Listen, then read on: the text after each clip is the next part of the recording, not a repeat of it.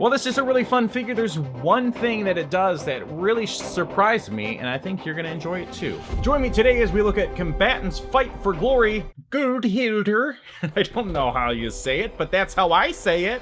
Side of the box exclusive, event 2025. What does that mean? Well, I believe this was a Wonderfest exclusive item, but thanks to places like Bombaspeed, which is where I got mine, you too can have an exclusive item by using the link down in the description if it's still available. Quick look at the figure. Nice to have a package where you can actually see everything through it, because some inbox collectors care about that stuff. Back of it, you get a figure shot, you get a little bit of bio stuff. Mercenary, gladiator, ethic, Germanic. Well, there we go. Ethic. Ethnicity? So let's take this and look at all those goodies. A lot of stuff to look at, very excited, a lot of good paintwork it seems, and inside is this little just forced sleeve. We also have a nice little warning, and I love a good warning. This one says, please do soft the parts with hot water before assembly or disassembly to avoid being damaged. Please do soft the parts, folks. Which I assume means heat it up with some hot water because of the joints, much like Mythic Legions, much like NECA, and a lot of other brands. Not everybody tells you to do that, but you kind of should, or use a hairdryer on certain areas that can work as well. Oh my goodness, it's incredibly soft. This is so soft. This is the kind of material that like you want as like a throw blanket because it's so comfortable. It has it has a little snap thing, so we can clearly wrap that around the figure, and then you get the smaller version, which is basically the same thing, but a smaller version. So you can do whatever you want, folks. Imagine that. Imagine the power of doing whatever you want. It's also going to be like a nice, beautiful rug to lay on by a nice fire. We've got some pretty good accessories here. I'm excited to look at all this stuff, so let's zoom in and do just that. This is a very soft material, which is why it's kind of stuck over here, and I imagine a little bit of heat from a hairdryer if needed. Possibly just by putting it over the face, it pushes it back out. We'll find out. The finish on this thing is fantastic.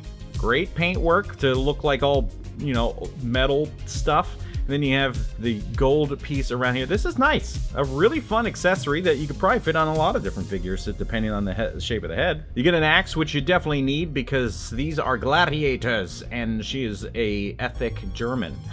Nice paintwork again. Pretty simple on the wood part. Sculpts are great though. Check out the wrap portion there. You got this little blade piece looking nice. I mean, the sculpt work is great.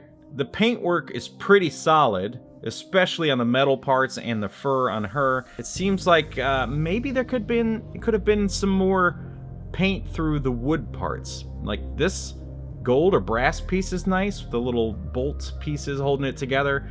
I mean, they all look really good, especially with the human eye. Then you get this sheath thing or scabbard, who cares what it's called. You got the gold parts on there looking real nice, and then a little nubby nub to snap into some part of her.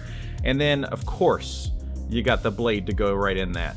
That's a pretty cool looking weapon. I dig this. I'm really liking the theme of this character. Now, the Combatants for Glory has been going on for a little bit, actually, and I think they probably got like, I don't know, 8 to 10 figures easily by now. Some that look a little bit more gladiator-esque. What I liked about this one is it kind of looked more Viking. The brand is either, I don't know, XesRay or XesRay.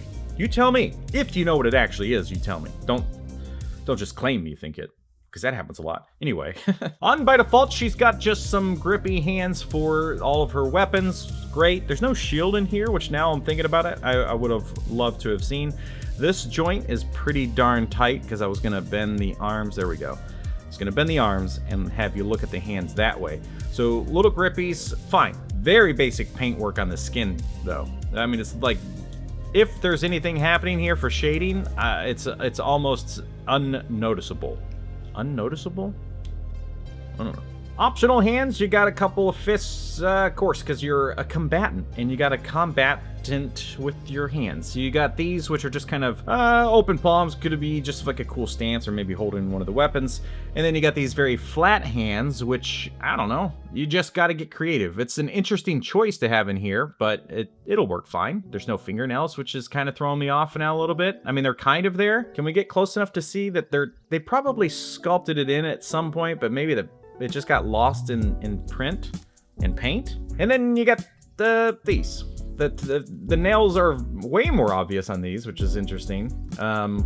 Fine, I guess. That didn't really seem necessary, but we got them. This is what is on by default. No articulation, which is a little bit of a bummer, but you know, that's kind of a unique thing sometimes when you see articulation there. In regards to the details of the figure, I mean, this is great. There's a lot of accessories I guess you could claim as accessories that are just attached. You can do some swapping of parts, removing of parts, and just kind of have a custom version of a character, which is always fun to have. Let's look at this stuff up close. So the head sculpt's great. I just wish that there was more paint going on in the skin, just to give it some, like, you know, more depth. So it's really hard to see that there's color on the lips, but it also doesn't seem like they painted as far down as they should have on, like, the bottom lip. The eyes look great. The hair, I don't know how I feel about the hair. It's okay in person, but when you really see, like, how intense the yellow marks are, it looks like the undertone of the hair is the same color as the body, and then the hair just got, like, some random stuff applied to it. Overall, I mean, this thing looks fantastic. I mean, I guess at the end of the day, I'm just being really picky and looking at it extreme close-up, but for an exclusive item, you kind of wish that there was a little bit more going on here, especially in, like, the hair and the skin tone. Anyway, as far as sculpt goes, really fantastic. The necklace, the little bone pieces, all of these, like, armor bits, bangles, I think they're called. That all looks really nice. I mean, this is a great looking figure when it comes to sculpt. Some of the paint is really good, like the fur and the weapons, all the metal stuff looks incredible. Like, this is gorgeous. It's just some of the other things feel a little bit lacking. A little more wash or something, a little more shadow work would be nice. I'm just stating the obvious, okay? But you have different loops and things to maybe hang things off of, like maybe the axe can hang here. This piece on the back, you can obviously plug this knife into. There you go. And then somewhere we should find a little peg to snap the sword into, but I see, there we go, right on the front. So this is going to be just a little off center. Oh gosh. Everything's a soft material, so trying to force that peg into another thing that's very soft. Oh my god. If the ball peg was a softer material, or a harder material, this would have been easy. Well, that's going to be something I have to worry about in the B-roll, because it's not happening right now. But everything here is floating, so it tells me a lot of the stuff could come off. And again, you could, like, swap things around. You could remove probably some of these arm bands. Yes. So all of the armor pieces, yeah, you could easily just remove, swap with probably other characters from this line, depending on the look that you're wanting. Overall, a very good looking figure. So any of the things that I was, like, potentially complaining about, really, they're not bad, especially when you compare to some of the other brands that are out there. Now, this thing is going to be important for articulation, I think, because this is a fighter, a combatant that doesn't have a lot of armor, which means the range should be pretty solid. Obviously, a big downside to long hair, while it can look incredible as it does, sculpt-wise, it just is going to limit the way we can articulate. So we can look to the side, no problem. Obviously, just depending on how you want that hair to look, you know, depending on the pose you're doing. Looks down pretty good. The hair is pretty soft, so I think, I mean, you can force it there, the hair may just push the head back. So looking up is like that. Some side to side. Again, it just really depends on where you want that hair to be. Arms go up. We have ball pegs in the shoulders, which is probably a great thing. I don't know if we have butterfly joints or just kind of caps. I mean, they are moving. You have these elbows, which are just single joints, but they do go pretty far, of course, depending on the armor pieces that you have. And then there are ball pegs for the wrists, which I am very thankful for, because then you just get one hand that can go in any direction rather than two hands, like a hinge on a horizontal versus vertical. So we do have butterfly joints, and the arms do cross. I mean, you're going to be able to hold a weapon no problem. So that's good to see. I think going back, oh, hello. Going back is a little less just because of the way that is all designed on the top of the arm. So there is some sort of movement happening inside the body, but it's definitely limited. The torso goes that far, it leans back really well. Side to side is great. And since it is customizable, you can do that, which is nice too, that's covered up and considered. So no waist articulation. Again, great sculpt. Just wish there was a little bit more paint to give it depth. It does kind of look like there's depth here. Legs go up pretty far, just depending on the armor pieces. And then we have a ball socket set up here in the here. What is this? Hips. There's no thigh swivel. I mean, sculpt is definitely there. There's just limited articulation because the sculpt is so prominent. Am I? That's crazy. All right. Well, look, if this was an Instagram account, it'd be like 2 million followers. So no swivels down the legs, which is a little unfortunate. We have double jointed knees, which again depends on the armor, but the range is pretty solid.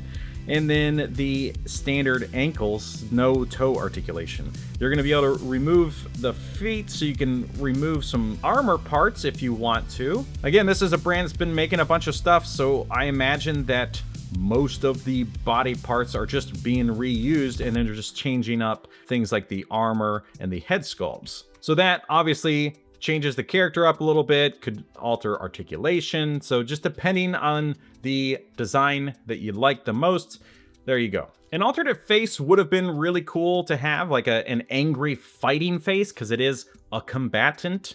It's a little bit of a bummer, man. It's nice to have the armor piece for sure, which obviously can kind of help hide some stuff if you can get it over the freaking face. Do I have to remove the hair? Oh my goodness sakes. What a wild thing. Okay, so there's hair underneath the hair. That is so cool. So you only have an alternate face. There's that. And then you have a removable hairpiece, which just honestly changes the look of the character pretty drastically, but allows you to apply the helmet without removing alternate things or having alternate heads altogether. So, wow. What a really cool idea. Obviously with these fur things, as you can see, there's just little fuzzies that are just gonna basically endlessly fall off of this thing. It's a great figure. Anything that I complained about as far as like the limitation of things or the lack of paint and stuff is very minor. This is a gorgeous item by itself, and I think is going to work really well with a lot of stuff that you may be collecting right now, such as Mythic Legions. I mean, that's a solid setup. The scale is perfect together. This little bony boy. You have the absolutely gorgeous Otho, which is one of my favorite figures of all time design-wise. This thing is just, it's stellar. So good. And obviously, they scale really well together. Your helmet is falling off. And then you got another Mythic Legion's the orc dude. Forgot his name, but it's great. As far as the neck peg, pretty big joints, so there may be some figures out there that you could swap this around with. Skin tone, obviously, very specific on this one, but a huge joint nonetheless. I mean, maybe some Mythic Legions could swap over if you got some. And then we have Red Sonja from Combatants Fight Studio. I mean, if you're comparing these two as brands go, the XesRay is far superior. This thing just became a loose duty thing, and then obviously this was like an issue. They considered it here. I think this is a great idea. It's not bad. I don't know that for the price that this was really worth it, but this one definitely is. Definitely. Well, there you go, folks. If you enjoy this and you want to get one for yourself, use the link down in the description. It's still available, of course, and be sure to watch this video here to see more like this. Thank you so much for watching. We'll see you next time.